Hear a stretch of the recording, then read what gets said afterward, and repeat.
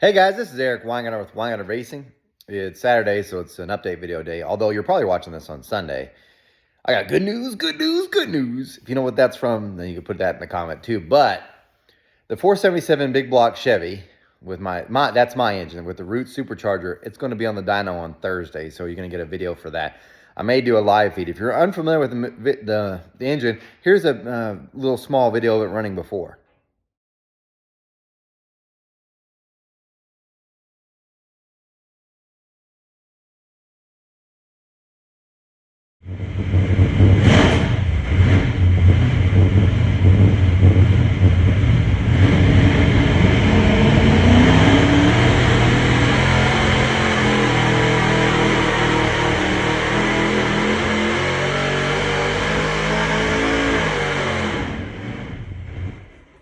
So what we done before is it just had the smallest pulley set up on it to make the least amount of boost. So what we're going to do now is we're going to go back, we're going to switch the pulleys and see how much power it makes. Chances are it's going to max out as dyno. But anyway, this is the one that's going in my Camaro, my personal car. Right now it's got a 565 that makes tons of power and runs real good, but my goal is to get it to go in the 4s and maybe 7s in the quarter mile. Regardless, that's what the motor is for.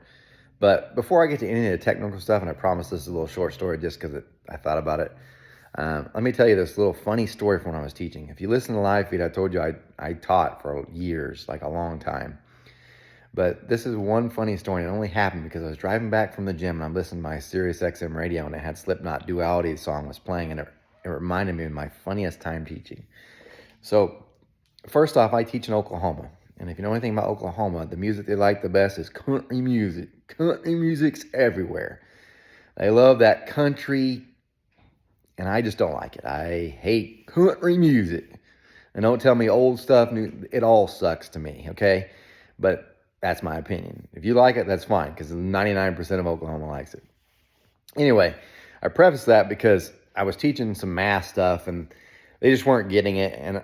And anyway, before I'd come in, I'd listen to, because I had Sirius XM at the time too, the Slipknot song, which is a rock song, Duality. And anyway, it was stuck in my head, so we got an earworm going. I'm writing some math, they weren't getting it, and so I literally like turn away, and I just, not even loud, I go, I push my fingers into my eyes, and this little girl in my classroom, I mean, she's got brown hair down here, it's straight. She's a great student, clean as a whistle, right? Perfect. I hear her go, it's the only thing that slowly stops the ache. And I was like, what? I mean, it shocked me to death.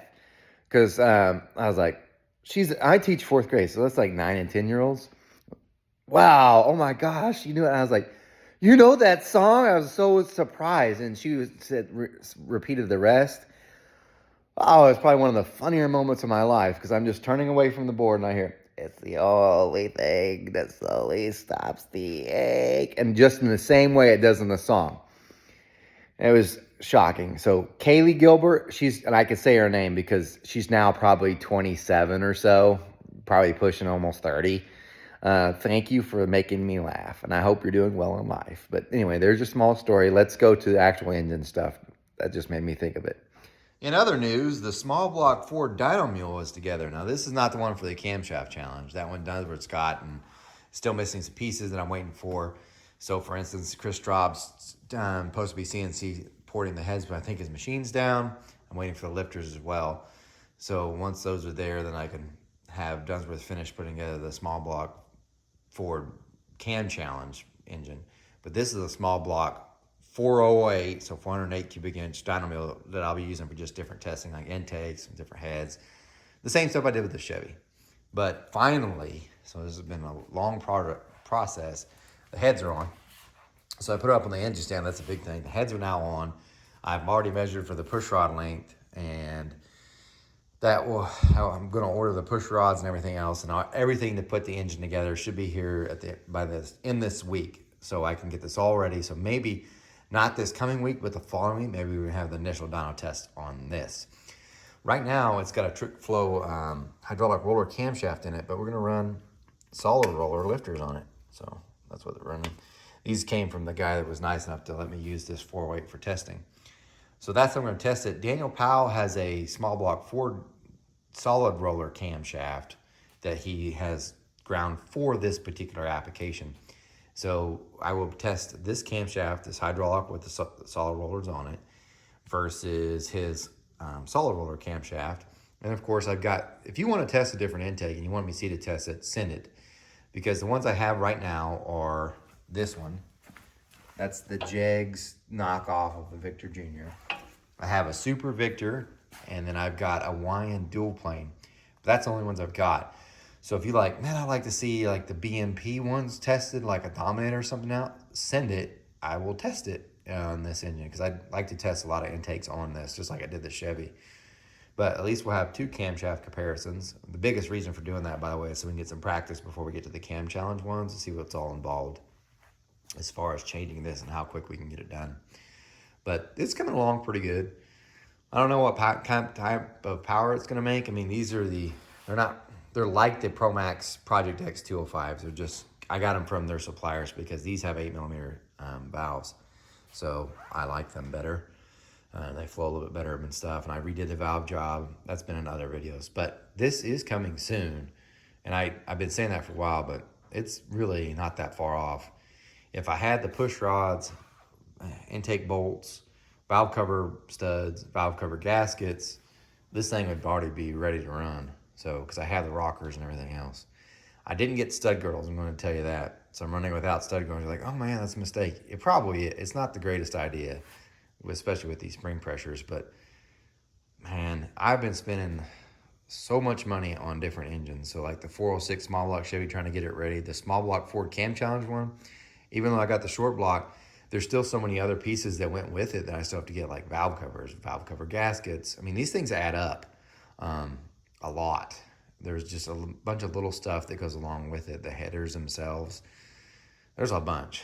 So the point being is, I'm trying to save it, not spend as much money. So ideally, I would love to run a stud girl, and the AFR stud girl is the one that fits it. I just ain't got the money. You're like, well, no, AFR should just send it to you. I don't know, for whatever reason, AFR's hasn't talked to me and whatnot. I've been trying to get a hold of them because I need the rotating assembly for the small block Chevy Cam Challenge, but nothing. But anyway, I'm trying to work on an alternate plan in case they flake out. But anyway, this is what's going on. Hopefully soon you'll get to see some testing. If you want an intake tested, now's the time to send that thing in.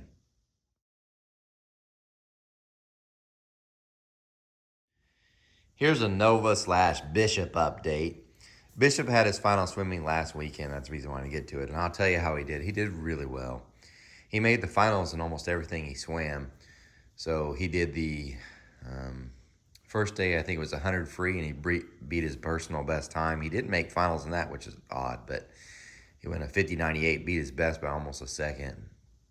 And then he did the butterfly, which is not his thing. He's okay at that. He did a 50 on that. He actually made the finals, the C final, but it wasn't anything spectacular, which I was surprised he even made the finals in that.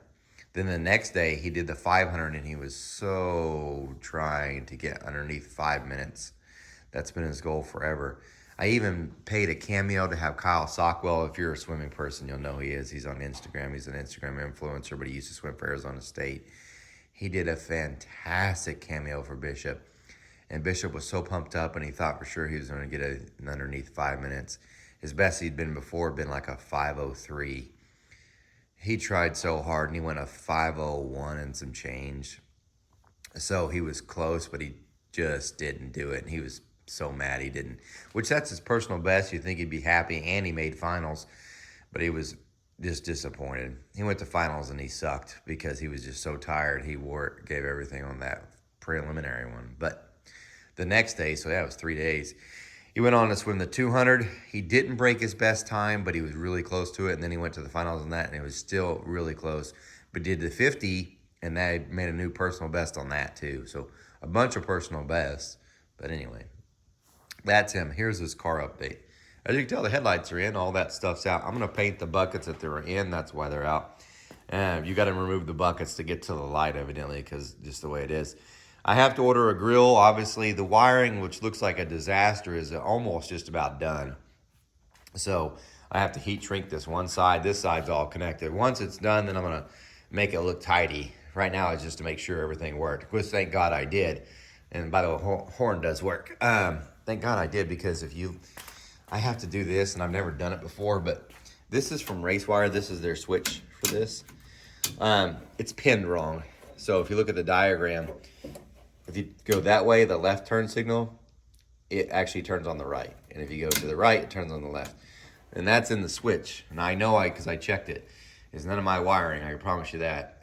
They pinned it wrong. So I've got to change that. Other than that, the wiring's pretty much there, besides making it look neat. There's a few little things. Like I did attach the windshield wiper motor. It actually needs 2 grounds. It needs a ground there for the low and the ground there for the high. And then that's in. Also, the cutouts have to be wired in, but that's not a big deal. And then all the wiring is finally done, because I hate wiring. Some people enjoy it, but I don't. So I'm gonna then make it, all this will go in a loom, it'll all be zip tied out of the way, and it won't look like it's just hanging everywhere. And that's done. So at that point, I'm gonna need to buy a grill. Ugh, that's $300. But anyway, at that point, the car is pretty much as operational, besides bleeding the brakes. And I think Jamie's gonna come back over this week, and we're gonna bleed the brakes. And then he could drive it if everything, the seats are back in. I'll put the sound deadening insulation in the carpet, and it'll be drivable. And then we'll be able to take it to get an alignment. So that needs done too. And then we're gonna look like we're gonna try renting the track. And this way we can practice him doing burnouts and staging the car, so he's not doing it during testing tune where he feels like there's a lot of pressure because there's someone waiting behind him. So we can just kind of get him set away. So anyway, that's a scoop with that. Let me talk about this. These are a set of 18X Brodix heads that I just finished porting. I'm going to have a little video on these. These are a very interesting head. I ported a set before, but these turned out pretty good. They went like 370, which is kind of shocking. These are not the normal 18-degree heads. If you're unfamiliar with these, the Brodix came out with these like in the 90s, like early 90s. But the idea for this one was, if you had small block Chevy stuff, you didn't have to buy shaft rockers for these. That's how it went. You could run a stud mount rocker, because these were 40-60 spacing, which is the same valve spacing as some 23-degree heads, like one of my Dragon Slayers is that spacing. So you could use a stud mount rocker, and it did take its own special intake that Brodix sold. And because it was a standard pattern back here, there's a chance your headers may fit, but they're raised up so high, maybe not. So the only thing you really would have to buy essentially would be the intake and the pistons. But this one, they're welded up, as you can tell, and the push rod slots moved over.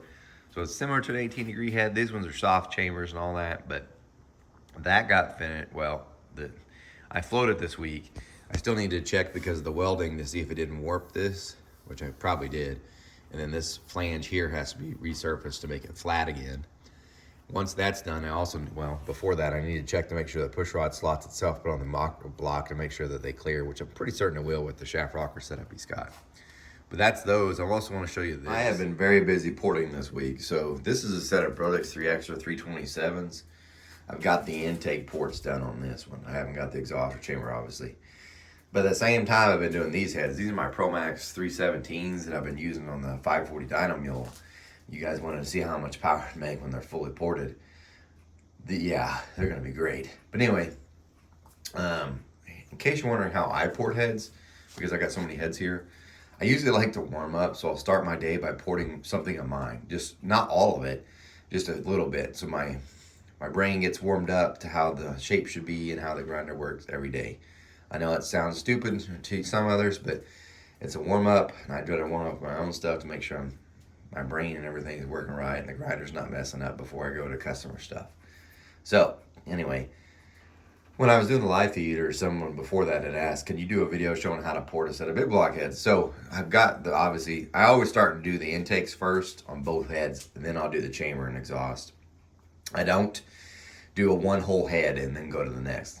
The reason why is because my mindset's in this. I know exactly what I was doing when I was doing those. So when I do the other head, I'm doing the same thing. I'm not, because this might take 3 or 4 days if you just did it all.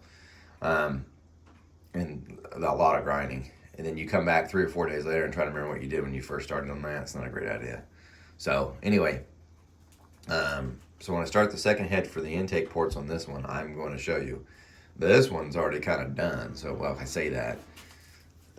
The bowl area is done anyway. That bowl and throat on this one's done. The other one, which is sitting over here, it just has the bowl done, not the throat. As you can tell, these are way larger than that one. Because this one's for a boat application. It's not turning a whole lot of RPMs. We're trying to take advantage of what we have. So we're not necessarily trying to make it gigantic or anything. We're just trying to make it more efficient and better. This one, on the other hand, we're going RPM. So, yeah, making it definitely bigger and better. Takes a lot more time to grind this one because they're moving way more material than we are from this one. Anyway, that will probably be a series that'll come up on how to port them. And this one, I'll warn you though, you can't always, like, this, when I'm porting this one, doesn't always apply to this one, because this bowl is so much larger than that one, because this one doesn't need to be, because of the RPM it turns. There's a whole bunch of different things. So, like, this is a 50-degree valve job versus a 45, so the throat's a little different. There's a bunch of different things. Anyway, look for that series, but that's what I've been working on pretty much this week. A lot of grinding. I mean, there's a lot everywhere. Busy week. I still have a lot of manifolds to get done too. Do you guys remember when I had my truck on the chassis dyno? I know it's been quite a while on the channel, but anyway, that happened at Mactown Speed, and it did this.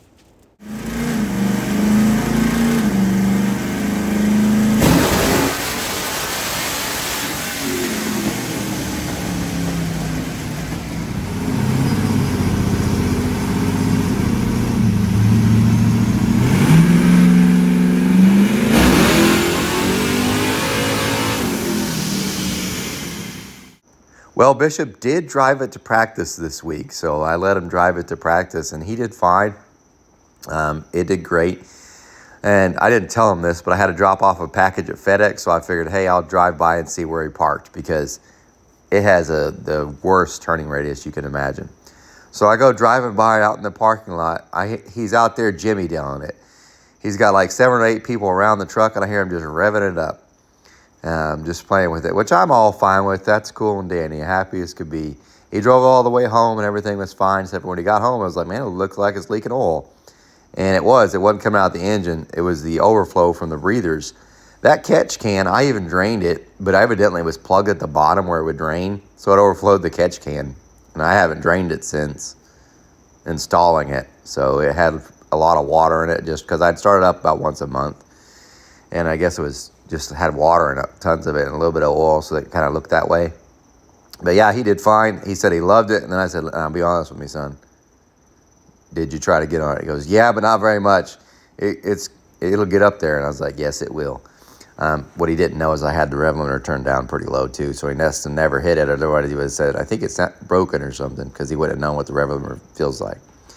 But anyway, the reason why I'm bringing this up is because when I was at Mactown Speed, I am fairly close with those guys, and I want to do, and he said it's okay. We would like to have a gathering there at Mactown Speed, like maybe once a month, where we can discuss something to try to teach you guys. And there's a couple of guys that are around there.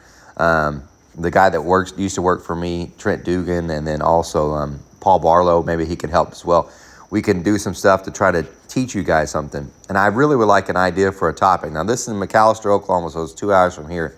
But if you're local in Oklahoma, or if you're close to that area, I think it'd be great. Anyway, since he's got a chassis dyno, maybe we could teach something on the chassis dyno. But I'd really like just to get together. We all eat. We kind of learn something new each time. I really want to see that become somewhat successful. There's no charge for any of this either. It's all free. It's just a chance for people to get to ask questions, learn something, and make us all better in the end. Hopefully, as a Oklahoma thing, we can get our stuff faster and do well, and create a pretty good race teams. But anyway, there's that, and let me wrap this thing up. That's going to wrap it up. That's all that's been happening. I'm sure you can get a technical video, probably about Big Block or that 18X or something coming up. But that's all I got for this week. Thanks for watching. But I do want to leave you with this, because a random thing I need to tell you. I know you guys watch a lot of the YouTube, including my stuff, and I'm very grateful for that. Thank you so much. But please, this is like your scam warning thing. There are a lot of people on YouTube that do not know what they're talking about. And sometimes I'm an idiot. I'll say it straight up. I make plenty of mistakes, and I will admit to them too. And I also say this in just about every technical video. Don't just take my word for it. Go find other videos out there too. I'm not the God, because one of my personal things, and I know it drives people nuts too. Don't go, well, I watched something Eric Weingartner said, and you tell that to your engine builder. All right, they've been doing it for a while. Don't do that. That almost undermines their intelligence and their knowledge. Don't do that. But a lot of people put so much faith in the people of the YouTube and don't understand behind the scenes. You don't know what's really going on. You really don't. So some of those people you think, or you put them up on a high pedestal, that really they ain't that great. And sadly, I will say it too. I don't bash companies, even if I know they're pieces of crap, because it's just not something I do. And a lot of people are the same way. So you end up thinking that guy is up here when really they don't know anything. And that's why I encourage you to watch as many videos as you can, because you'll see patterns and it'll make sense. And you'll be like, oh. And if you see them saying a bunch of stupid stuff repeatedly, it's not a good thing. So anyway, and I know I say stupid stuff. I totally admit to that. But I at least test it and show you test results. So if I'm wrong, which has happened, what I thought would happen on the dyno didn't happen on the dyno, I show you. But please, be careful out there. Some of them jokers are, I don't know what they're thinking. And they can claim to be this top engine builder, head porter, whatever. And then they say really stupid stuff for people that professionals like, man, you lying. You're lying to people. But anyway, so that's my warning. Don't get scammed by YouTube. Don't even listen to everything I say. Go find somebody else, please. But that's it. Guys, I don't port cast iron heads. I am no Superman, but I did race Superboy. You guys take care.